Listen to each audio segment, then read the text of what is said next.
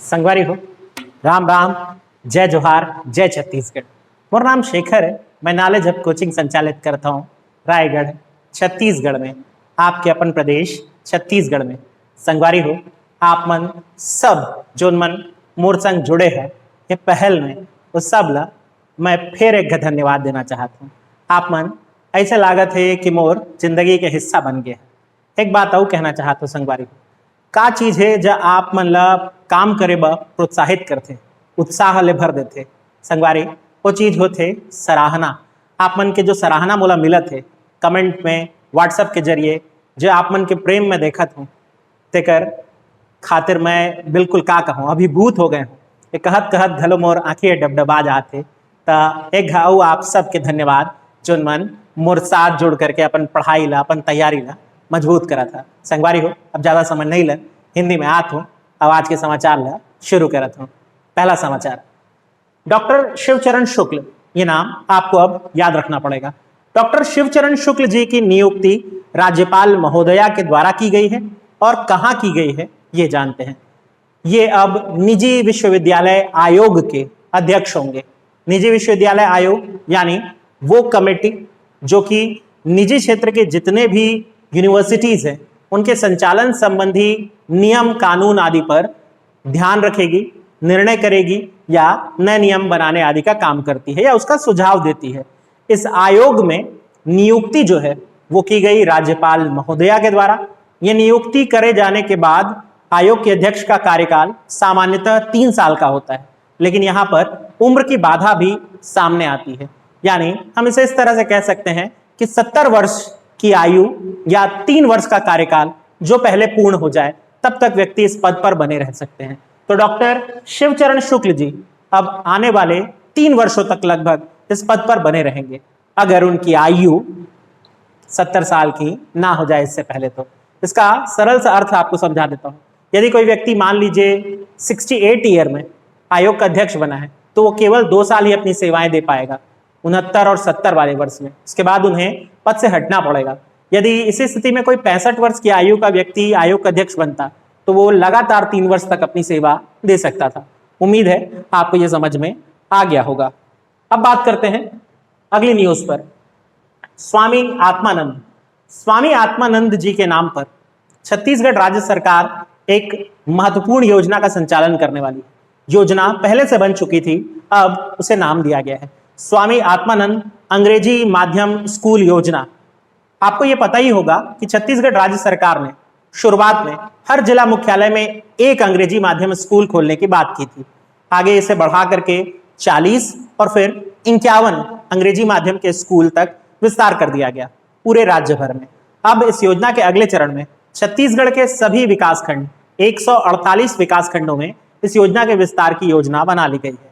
इस योजना को अब नाम जो दिया गया है, जो नया नाम है, वो स्वामी आत्मानंद जी का नाम है। स्वामी आत्मानंद जी के नाम पर यह योजना अब जानी जाएगी। इस योजना में 2 चरणों में लगभग 200 करोड़ रुपए की राशि व्यय की जाएगी, जो कि राज्य सरकार स्टेप बाय स्टेप जारी करेंगे। स्वामी आत्मानंद जी कौन है, इसके बारे में जानने के लिए आप मेरा पिछले दिन का वीडियो देख सकते हैं। मैं उसमें इनके बारे में पूरी डिटेल कवर किया हूं। और याद करिएगा गांधी जी के साथ चल रहे उस बच्चे की तस्वीर को। अब बात करते हैं अगली न्यूज पर। प्रतापगिरी जलप्रपात, चर्चा में आया हुआ एक नवीनतम जलप्रपात। प्रतापगिरी जलप्रपात सुकमा अंचल में मौजूद है। सुकमा अंचल के प्रतापगिरी क्षेत्र के में होने के कारण इसका ऐसा नाम पड़ा है, या तो इसे आप तोंगपाल क्षेत्र का जलप्रपात भी कह सकते हैं। प्रतापगिरी जलप्रपात अब तक लोगों के नजरों में इतना इसलिए नहीं आ पाया क्योंकि ये एक धुर नक्सली क्षेत्र है और विकास से कोसों दूर है। यहां तक पहुंचने के लिए ना ही सुविधाएं ना ही सड़क मौजूद है। इस कारण अब तक ये जलप्रपात अछूता सा रह गया था, लेकिन वो पर्यटकों का जज्बा, वो चित्र खींचने वाले, वो फोटोग्राफर्स का जो जज्बा है, वो उन्हें वहां ले गया और ये जलप्रपात अब आपके और हमारे सामने है। इसकी तस्वीर देखने के लिए आप मुझसे PDF ले सकते हैं। मुझसे PDF लेने के लिए बस आपको मेरे नंबर, ये मेरा नंबर है, इस पर आप व्हाट्सएप करके अपना नाम और शहर का नाम भेजना होगा, मैं आपको ग्रुप में जोड़ दूंगा। अब बात करते हैं उमरदाह या उमरादाह जलप्रपात की। एक और जलप्रपात नाम है उमरादाह। उमरादाह जलप्रपात भी काफी दिनों तक प्रकृति की गोद में होने के बावजूद लोगों की नजरों से दूर रहा। अब इस जलप्रपात को भी सामने लाया गया है। बधाई हो उन भूगर्भ शास्त्रियों की जो यहाँ तक पहुंच सके और इसकी तस्वीर लोगों के लिए जारी की है ताकि लोग अब यहाँ पहुंच भी सके। उमरादाह जलप्रपात केसकाल घाटी यानी कि जिला कोंडागांव में मौजूद है। इसी नाम के एक गांव के पास ये स्थित है, इसलिए इसका इस तरह का नाम है उमरादाह जलप्रपात। ये डोलेराइट और ग्रेनाइट चट्टानों पर से नीचे गिरता हुआ पानी का एक अद्भुत नजारा प्रस्तुत करता है। ये जलप्रपात जितना सुंदर दिखाई देता है, खनिज की दृष्टि से भी उतना ही महत्वपूर्ण हो जाता है। और इसके साथ साथ अगर छत्तीसगढ़ का भूगोल पढ़ रहे हो आप, तो आपको यह भी पता चलेगा कि छत्तीसगढ़ में ग्रेनाइट चट्टानों का क्षेत्र कोंडागांव भी हो सकता है। अब बात करते हैं इसी क्षेत्र से थोड़ी दूर चलने पर मिलने वाली एक गुफा पर। इस क्षेत्र से थोड़ी ही दूर चलने पर एक गुफा प्राप्त हुई। कंठन गुंडी नाम है इस गुफा का। कंठन गुंडी नाम की यह गुफा प्रागैतिहासिक कालीन चित्रों से भरी हुई है। छत्तीसगढ़ के बहुत सारे अंचल ऐसे हैं जो प्रागैतिहासिक कालीन चित्रों के लिए जाने जाते हैं। कोंडागांव भी अब उनमें अपना नाम दर्ज करा चुका है।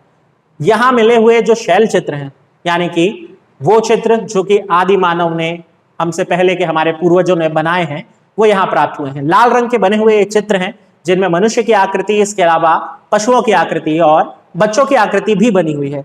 इन चित्रों की खास बात यह है कि लाल रंग के बने हुए इन चित्रों पर पानी डालने के बाद उसे रगड़ने पर भी ये रंग धुलते नहीं है, ये रंग हटते नहीं है। क्या कलाकारी आती होगी आदि मानव को, और हम कहते हैं कि हम तकनीक में उनसे आगे हैं। खैर, तो ये जो है कंठन गुंडी गुफा और उमरादाह जलप्रपात, ये दोनों अगर कभी रायपुर से केसकाल घाटी की तरफ जाना हो तो आप रुक करके कुछ समय यहाँ भी बिता लीजिएगा। केसकाल पर्यटन की संभावनाओं से भरपूर है। केसकाल की घाटी ही वो मोड़ है जो बस्तर का प्रवेश द्वार कहलाती है। उम्मीद है अब ये सब आपको याद होगा। वैसे एक जानकारी और है इससे, इस रास्ते पर जहां से उमरादाह जलप्रपात पहुंचा जाता है, इस रास्ते को लिंगो पेन नामक देवता, जो कि एक बेहद महत्वपूर्ण जनजातीय देवता है, उनके नाम पर रखा गया है। लिंगोपाथ या लिंगोपथ नाम के रास्ते से होकर यहाँ पहुंचा जाता है। अब बात करते हैं अगली न्यूज पर। धरसा विकास योजना, एक और महत्वपूर्ण योजना जो राज्य सरकार घोषित की है। धरसा विकास योजना, धरसा का मतलब होता है गांव में बनी हुई कच्ची सड़कें। वो कच्ची सड़कें जो काफी दिनों से अपने पक्के होने का इंतजार कर रही थी, इस योजना में यही किया जाना है। धरसा विकास योजना का मुख्य उद्देश्य है गांव में से गुजरने वाली कच्ची सड़कों को पक्का करना। ये कार्य 3 संस्थान मिलकर के करेंगी। एक ग्राम पंचायत होगी, दूसरा PWD होगी और तीसरा राजस्व विभाग। ये तीनों संस्थाएं मिलकर के इस कार्य को पूरा करेंगी। इस योजना को कब शुरू किया जाएगा इसके डेट की अनाउंसमेंट नहीं हुई है, लेकिन दुर्ग से मुख्यमंत्री महोदय एक सम्मेलन में बोलते हुए इस बात की जानकारी आपको और हमको दिए हैं। तो आपको अब ये याद रख लेना है, धरसा विकास योजना जल्द ही शुरू होने वाली है। फिर बात करते हैं अगली न्यूज, दुर्ग के मातरोडीह नाम के गांव की। दुर्ग का मातरोडीह गांव, यहाँ आत्महत्या की गई। आत्महत्या एक किसान के द्वारा। मुख्यमंत्री जी इसी क्षेत्र से संबंध रखते हैं और उनके क्षेत्र से किसी एक किसान की आत्महत्या किया जाना पूरे प्रदेश की राजनीति को हिलाने के लिए काफी था। और ये घटना हो चुकी है, तो अब इस पर बहुत सारी बातें और बहुत सारी राजनीतिक प्रयास शुरू हो चुके हैं। अलग अलग दल इस पर हमला बोल रहे हैं। विपक्ष को ये करना भी चाहिए और विपक्ष अपना काम कर रही है।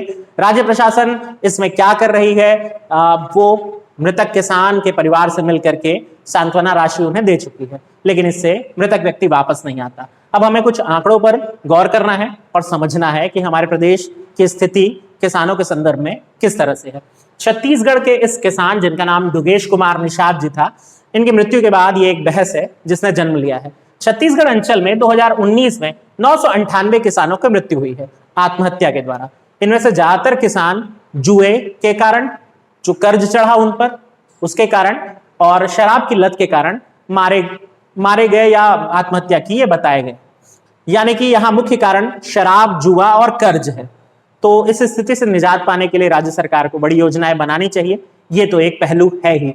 दूसरा बड़ा पहलू अगर हमें गौर करने की जरूरत है तो वो ये है कि राज्य सरकार तमाम तरह की जो योजनाएं बनाती है किसानों के लिए, उन योजनाओं का जमीनी स्तर पर किस तरह से क्रियान्वयन हो रहा है। क्योंकि राज्य सरकार इतनी सारी योजनाएं बनाने के बाद भी उनके लिए जो किसान हैं, नरवा गरवा घुरवा बाड़ी योजना, वो गोधन न्याय योजना, इस तरह की योजनाएं बना लिए जाने के बाद भी 2500 रुपए के मूल्य पर राजीव गांधी किसान न्याय योजना, धान की खरीदी के बाद भी किसान इस तरह की घटनाएं क्यों करने के लिए मजबूर है? ये आंकड़े बहुत भयावह हैं और कई मायनों में एक बड़े अभिनेता की मृत्यु से भी ज्यादा इस खबर को सनसनी मिलनी चाहिए थी, लेकिन ऐसा हो नहीं पाता है। मैं आपको बता दूं कि देश में 20,583 लोग जो किसान हैं उन्होंने पिछले वर्ष यानी 2019 में आत्महत्या की थी, और ये छोटी संख्या नहीं है। 20,583, जिनमें सर्वाधिक संख्या महाराष्ट्र की है, फिर कर्नाटक से है, फिर आंध्र प्रदेश, फिर मध्य प्रदेश, और उसके बाद आता है हमारा राज्य, यानी कि हम बिल्कुल 5वें नंबर पर दिखाई देते हैं। ये आंकड़े बहुत भयावह हैं, बहुत डराने वाले हैं। राज्य सरकार और केंद्र सरकार दोनों को मिलकर इस पर कुछ ना कुछ बेहतर कदम उठाने की जरूरत है। फिर चाहे वो जमीनी स्तर पर योजनाएं बनाई जाए, फिर चाहे वो किसानों के उन्नयन के लिए और कुछ तलाशा जाए, चाहे उनको मनोवैज्ञानिक रूप से मजबूत किया जाए, चाहे उनके हाथ मजबूत किए जाए, जो भी हो, राज्य सरकार केंद्र सरकार को इस पर सोचना चाहिए। अब बात करते हैं नरवा विकास योजना। तो देखिए, योजनाएं बहुत सारी बनती हैं, कितनी सफल हो पाती हैं, कितनों का लाभ सच में मिल पाता है, ये भी एक विचार का विषय होगा। बहरहाल इस योजना को समझते हैं।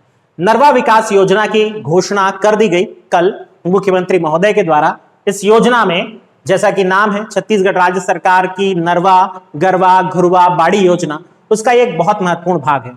जंगल के क्षेत्र से बहने वाले नाले, वो नाले जो वन क्षेत्र से बह जाते हैं और उनके पानी का कोई उपयोग खास तौर पर नहीं हो पाता, उस जल के संवर्धन को लेकर, भूगर्भ जल के संवर्धन को लेकर योजनाएं बनाई जा रही हैं। उन नरवा के जल का, यानी कि नालों के जल का किस तरह से प्रयोग किया जा सकता है कि राज्य में जल की आपूर्ति भी हो सके और उस जगह जल की मात्रा, भूगर्भिक जल की मात्रा, वो भी बढ़ सके, इसके लिए इस योजना को बनाया जाएगा। इस योजना में 208 करोड़ रुपए स्वीकृत कर दिए गए हैं, जिनसे 1089 नालों का उद्धार किया जाएगा।